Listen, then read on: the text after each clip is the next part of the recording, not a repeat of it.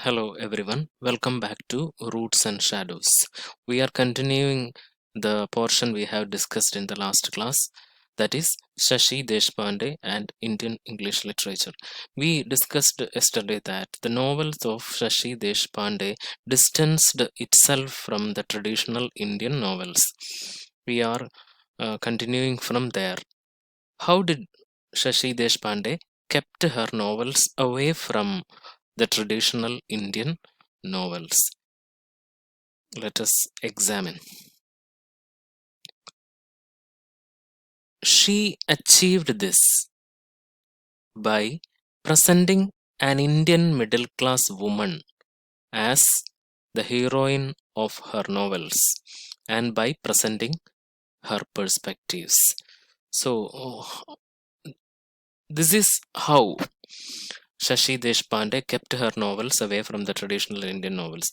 She achieved this by presenting most of her novels had a middle class Indian woman as the protagonist, and the novels presented the perspective of this middle class woman.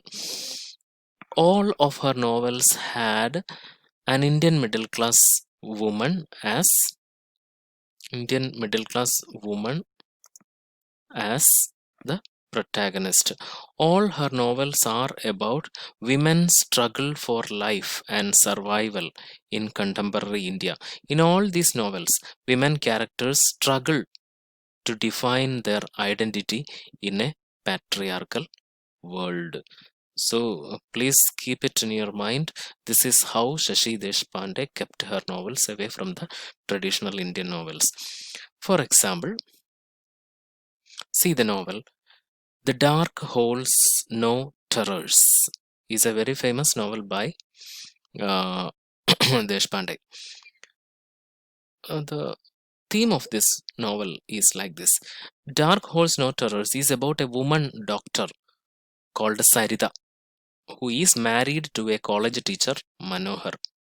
As a girl child, she was much discriminated by her parents. 15 years after the marriage, she goes back to her father's house. This coming back enables her to redefine her past and face her present with more courage. Dark is no longer a terror for her. So you can describe this novel as this is Sarita's search for her identity. So this is the common format of all other novels of Deshpande. Married woman subjecting her past and present to critical review is a repeated theme in her novels. Roots and Shadows itself is such a story. Consider another novel, That Long Silence by Deshpande. Take the case of That Long Silence. Jaya is married to Mohan. She is trying to adjust herself to the male chauvinistic world. Mohan is a person who is running after material comforts in his life and is ready to do anything for it. Once he is captured for the act of receiving bribes, the family had to leave their luxurious life and move to humble life to Jaya's flat. While Mohan's life deteriorates without the richness, Jaya achieves internal strength. So, this is the story of Jaya who is trying to find her identity in a married life where where there are differences between the husband and wife. She, Mohan is a person who is ready to do anything for material comforts in his life. So once he is captured and their life changes, while the life of her husband deteriorates, Jaya develops internal strength. Another novel is Binding Wine. The Binding Wine. Binding Wine tells about tells the story of Urmila. She is trying to analyze her relationship with her husband, parents, in-laws, and friends. Matter of Time, another novel. Matter of Time tells the story of three generations of women in an Orthodox family in Tanjavur. So these are general introductions to her novels. While analyzing these novels, we will understand what are the common themes of her novels. All of these novels are about common middle class women who who are trying to find their identity in a patriarchal world. Now we are coming to our prescribed novel, Roots and Shadows. Please do remember this portion is very important. This is a detailed summary of the novel as well as a close critical reading of the novel. This will help you to understand the novel, its characters, its themes accurately.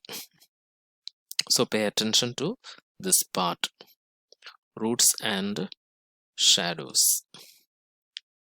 This is a novel with different layers.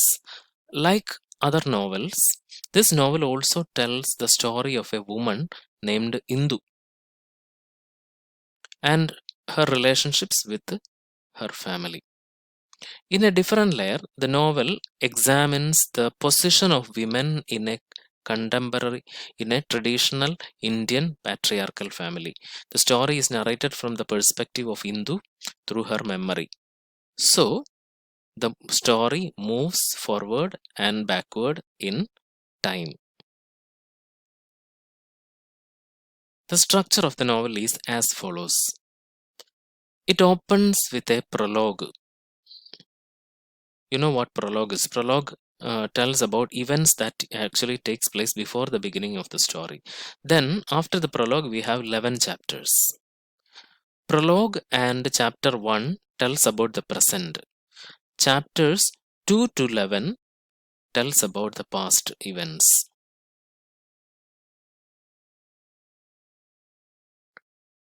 When the novel begins, Indu comes to her ancestral home, family home, where the marriage of her cousin Mini is about to take place.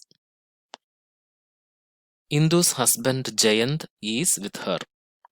Jayant is visiting Indu's house for the first time. Jayant belonged to another caste and he spoke a different language. The head of the family was a grand old woman called Akka. Akka was against their marriage. Akka was a powerful woman who ruled over her family in a strict manner. Indu's uncle and wife, Kaka and Kaki, lived in the ancestral house with their children Hemant, Sumant, Mini, and Sharath.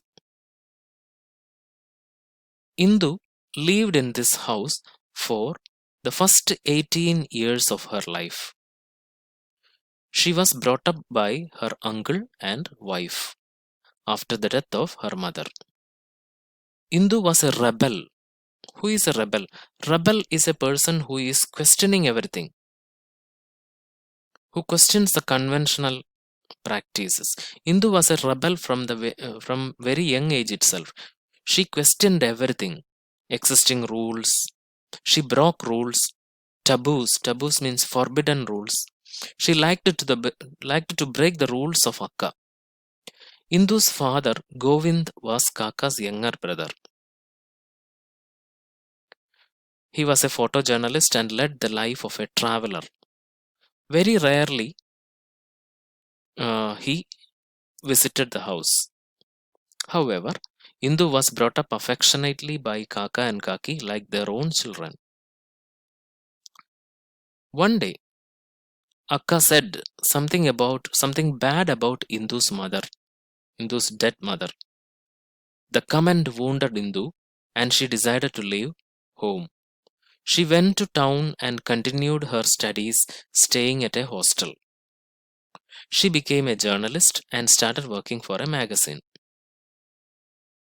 She meets Jayant and married him without consent of Akka. However, her father and Kaka supported her marriage. However, slowly she realizes that the marriage life was not as happy as she thought. The marital happiness depended upon her willingness to obey to Jayant. So that is what she realized. Jayant is happy only when Indu obeyed him. At this critical point, she receives a letter from Akka inviting her to come back to the ancestral house.